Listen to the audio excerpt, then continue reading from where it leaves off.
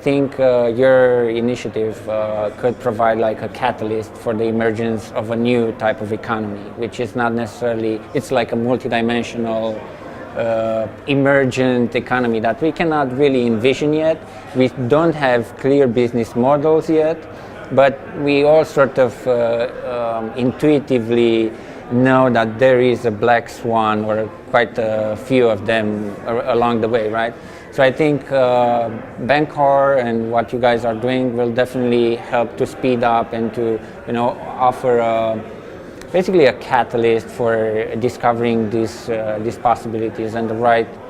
Well, it's not like the right, but rather the most promising ideas that can, you know, really leave an impact. So there will definitely be, you know, thousands of tokens, and there are already vast amounts of tokens. Some of them have some use, some of them don't necessarily serve or solve a real problem. But I think, you know, when you're also putting into perspective the automatization of our society, you know, from factories to farms to everything in between, and to transport even, you have this ability to take the concept of tokens outside what we currently use them, mainly, you know, like raising funds to build an idea.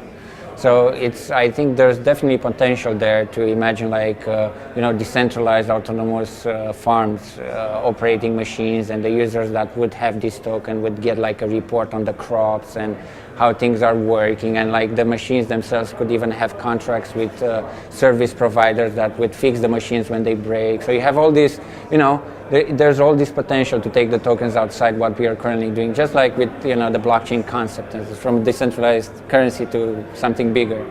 So I definitely see potential in providing some sort of frictionless exchange of value across these networks.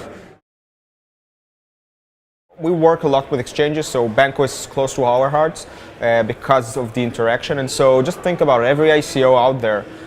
One of the biggest questions investors ask themselves, how liquid will the asset be, or how fast will it be liquid? And so obviously centralized exchanges require to go some kind of a process, right? Some of it's shorter, but the big ones for Polonix, for example, take a lot of time to bring new assets in, and obviously that affects the amount of ICOs, their amount they raise, and obviously the price of the coin later. And so if you can create a true decentralized exchange, which has the liquidity, which has the usability, then you're contributing a huge part into making this sector much stronger. And the only current solution which will hit the market is in the right direction is Bancor. So we have kind of a decentralized exchanges, but they don't really work. Their volume is too low. Hopefully with Bancor's solution, yeah, you could essentially provide liquidity from the get-go, which is an incredible thing. There are technical solutions for creating decentralized exchanges, right?